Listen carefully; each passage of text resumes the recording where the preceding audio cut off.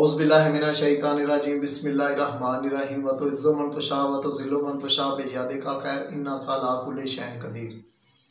अस्सलाम वालेकुम नाज़रीन, मैं एनजीएन न्यूज़ के प्रोग्राम आहर कब तक के साथ डॉक्टर ज़मान अब्दुल्ला इजरा आपकी खिदमत में हाजिर हूँ। नाज़रीन, आज मैंने गुफ्तगू के लिए एक ऐसे टॉपिक का इंतखाब किया है जो बहुत ज़रूरी हमारे माशरे के लिए है। हमारे जिस टॉपिक पे आज मैं गुफ्तगू करने जा रहा हूँ उसका इन्वान है जेल के अंदर की ज़िंदगी के हालात।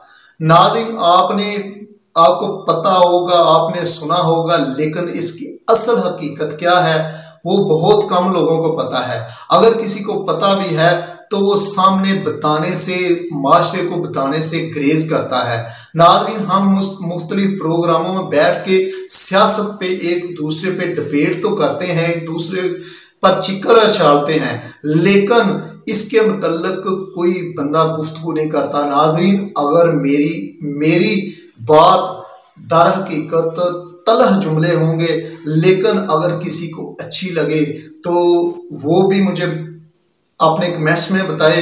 अगर इसमें आपको बुरी लगे तो कोशिश कीजिएगा कि उसके दरगुजर करें, बल्कि इसके अपोजिट सोचे कि इसके क्या मकासद है, किस लिए मैंने ये प्रोग्राम को जो है तरतीब दिया है।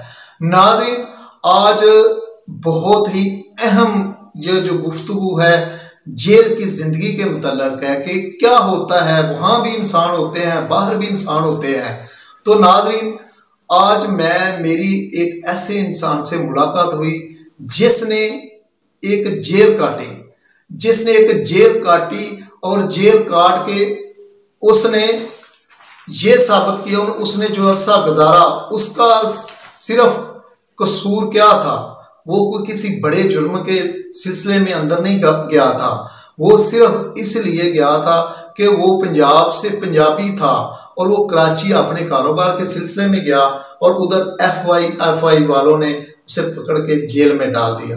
नाज़रीन, मैं आपको ये भी बताता चलूं कि जो हमारी गवर्नमेंट महकमा पुलिस है ना, वो आपको शायद पता नहीं कि जब जून और दिसंबर का महीना आता है तो ये लोग अपना रिकॉर्ड पूरा करने के लिए बेगुनाह लोगों को जेल में डाल देते हैं, जिसकी वजह से वो अपना रिकॉर्ड तो अच्छा करते हैं, लेकिन इसमें बेगुनाह और बेकसूर लोग जो है वो उस चक्की में पिसे जाते हैं।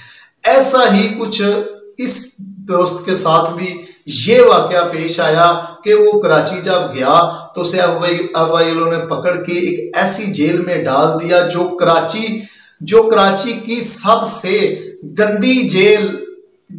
गंदी तरीन जेलों पाकिस्तान में जो है लांडी जेल है। उसके मुताल्लिक आपको ये भी नाज़रीन बताता चलूं नाज़रीन ये भी कि हमारे जो साबिक सदर आसफ जरदारी हैं वो इस जेल को काट चुके हैं। 13 साल का कमोबेश जो अरसा है वो उन्होंने उस जेल में काटा है। ये उस जेल की मैं बात कर रहा हूं। नाज़रीन, उसकी जो ज़बानी जो उसके साथ आप बीती है वो आपके सामने मैं आज शेयर करूंगा कि जेल के अंदर होता क्या है। नाज़रीन, हकीकत में जेल की जिंदगी बहुत डिफरेंट है।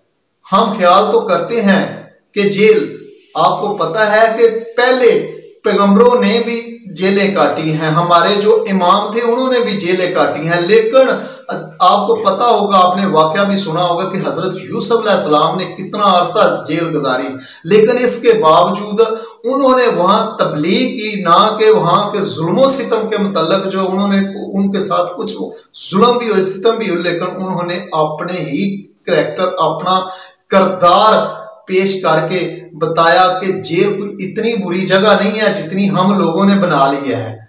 नाज़रीन, इसी हवाले से जो आज मैं आपको मजीद इसमें रोशनी डालूंगा कि जब एक बंदा जिसका जुर्म भी नहीं है वो जब जेल के अंदर जाता है तो सबसे पहले उसे ये पूछा जाता है कि तुमने क्या जुर्म किया है, तुम्हें किस जुर्म में आए हो।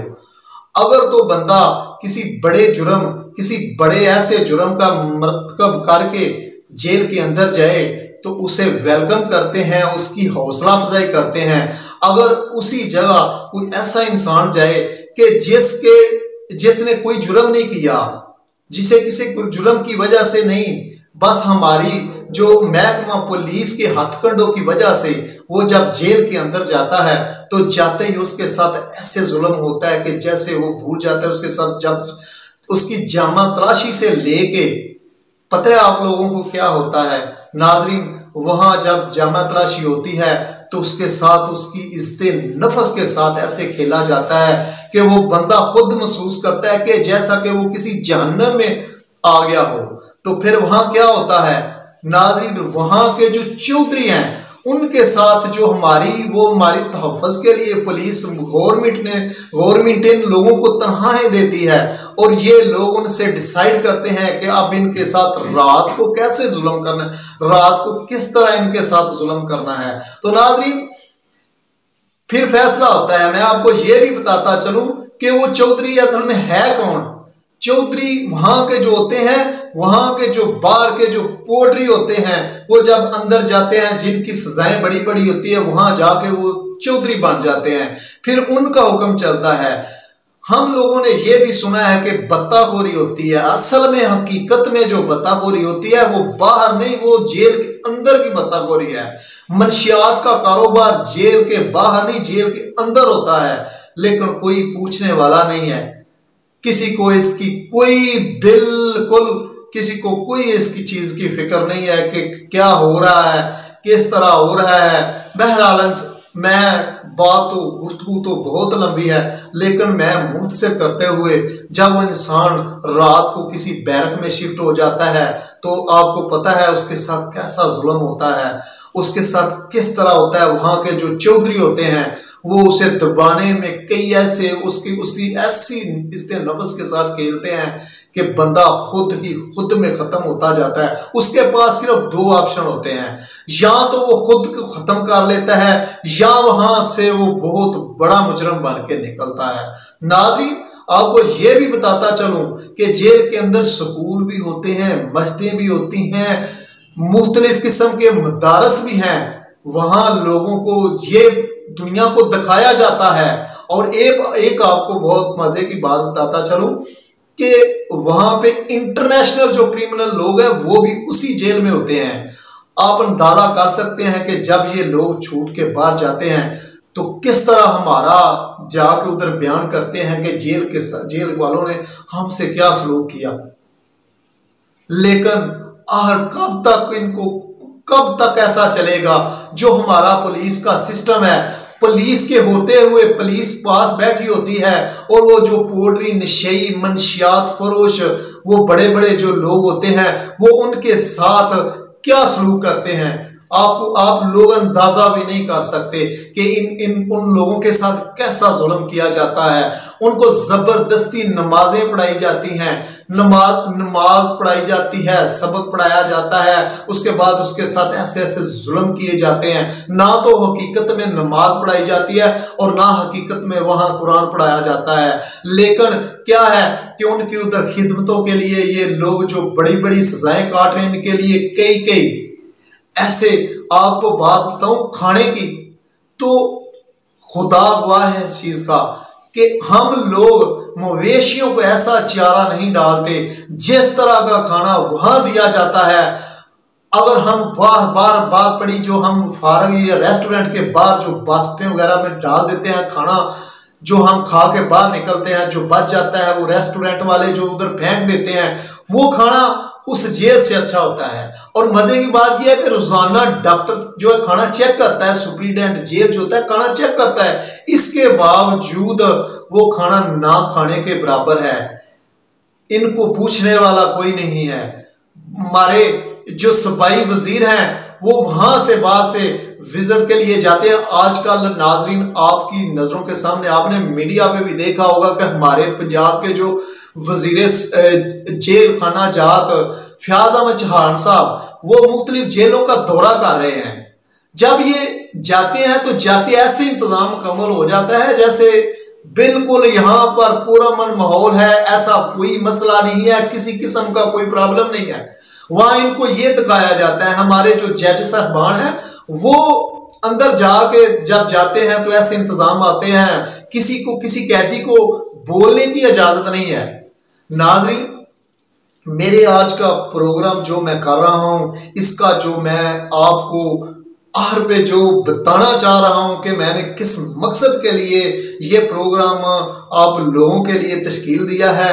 नाज़रीन, मेरी वक्त हुकूमत से और चीफ जस्टिस ऑफ पाकिस्तान के चीफ ऑफ आर्मी स्टाफ से यही रिक्वेस्ट है, बज़रिया मीडिया मैं आप लोगों तक ये बात बताना चाहता हूँ, उन गरीब अवाम की, उन लोगों की, उन बेसहारा लोगों की जिनकी सुनने वाला कोई नहीं है, जिनकी जमानत सिर्फ एक आईडी कार्ड के लिए जो है वो तकरीबन सालों उधर उनके साथ गुजर जाते हैं। नाज़रीन, जितनी बाहर में ये गुंडागर्दी, कत्लो गारत, डकैतियां सब कुछ होता है, जितने जुल्म होते हैं ये सब अंदर की पैदावार है, ना के बाहर की पैदावार। नाज़रीन, आज का ये प्रोग्राम आपके सामने जो जेल के अंदर के हालातों वाक़यात थे मैंने आपके सामने रखा है। आपसे अपील भी करता हूं कि खुदारा इस प्रोग्राम को देख के कोशिश कीजिएगा कि अगर कोई आपकी ज़िंदगी, आपके दायरा कार में अगर कोई ऐसा शख्स पाया जाए तो कोशिश कीजिएगा कि उसे उसकी ज़िंदगी असल हकीकत के बारे में उसके किरदार कशी ना कीजिएगा, उसे डिसहार्ड ना कीजिएगा। अगर कोई बंदा जेल के अंदर से मुजरम बन के आया है तो उसे प्यार और अपने तरीके से उसकी कोशिश करके, रहनुमाई करके और उसे हकीकत से आगाह करके उसे एक अच्छी जिंदगी की तरफ लाइएगा, ना कि जुर्म को मजीद। अगर देखें, अगर किसी बंदे में एक जुर्म करता है, अगर किसी बंदे में कोई बुराई है तो आप उसको बार बार अगर उसको रिपीट करेंगे या उसकी करैक्टर कशी करेंगे तो वो मजीद जुल्म भी करेगा और मजीद जुर्म करेगा। हमारे आका दो हजरत मोहम्मद सल्लल्लाहु अलैहि वसल्लम ने 40 साल सिर्फ ये ही किया था कि आप सल्लल्लाहु अलैहि वसल्लम ने करैक्टर ही था। जब आप सल्लल्लाहु अलैहि वसल्लम, आप सरकार तो तब के नबी थे जब कुछ नहीं था, लेकिन जब आपने 40 साल बाद नबूवत का ऐलान किया तो आपने मक्का वालों को, अपने लोगों को इकट्ठा करके बोला कि अगर मैं आपको बात कहूं कि पहाड़ी की दूसरी तरफ से कोई आ रहा है तो आप लोग मेरा यकीन कर दिए। तो सबने बेशक होके कहा कि ऐ मोहम्मद सल्लल्लाहु अलैहि वसल्लम, अगर तुमने कहा तो हकीकत कहा और सच कहा। लेकिन जब आपने कहा कूल पढ़िए ला इलाहा इल्लल्लाह मुहम्मद रसूलुल्लाह, मैं अल्लाह का सच्चा नबी हूँ, अल्लाह ताला की जात एक है, तब कुछ लोगों ने मान लिया और कुछ लोगों ने इनकार कर दिया। इसके बावजूद आप सल्लल्लाहु अलैहि वसल्लम की जिंदगी हम लोगों के लिए एक नमूना, एक करैक्टर कुरान पाक मुकम्मल भरा पड़ा है।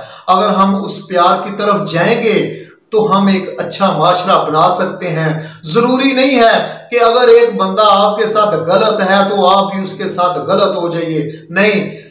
उसके लिए आप अगर अच्छे बनेंगे तो कुछ वक्त जरूर आ जाएगा कि वो इंशाल्लाह आपकी बात को भी गौर से सुनेगा और आपकी गुफ्तगू को मुकम्मल तौर पर आप में डाल जाएगा। अगर आप उसे बड़ा बुरा कहेंगे कि पहले ही वो गलत है और उसकी आप मजीद करैक्टर कशी करेंगे तो फिर वो एक बहुत बड़ा मुजरम और जुर्म की दुनिया का बेताज बादशाह बनेगा। तो नाजरीन, मैं आखिर पे आप लोगों से यही रिक्वेस्ट करता हूँ कि खुदा रहा आप हमारे आका दो जहान हजरत मोहम्मद सल्लल्लाहु अलैहि वसल्लम की जिंदगी के जो उन्होंने गुजारी है, जो हमारे सहाबा कराम रज़ियल्लाहु तआला अन्हुम, उन्होंने जो हमारे अइम्मा इकराम इमामों ने, जो हमारे वलियों ने जिस तरह जिंदगी बसर की है उसी तरह कोशिश कीजिए। जहां फूल होते हैं वही कांटे होते हैं। अगर बंदा ये कहे कि मुझे सुख ही मिले, अच्छों में बुरे और बुरों में अच्छे होते हैं, तो नाजरीन मुझे आप इजाज़त दीजिए। इंशाल्लाह आइंदा हफ्ते मैं इसी तरह का आपके सामने एक प्रोग्राम रखूंगा। इंशाल्लाह मुझे इजाज़त दीजिए। अल्लाह हाफिज़। अस्सलाम वालेकुम रहमतुल्लाह।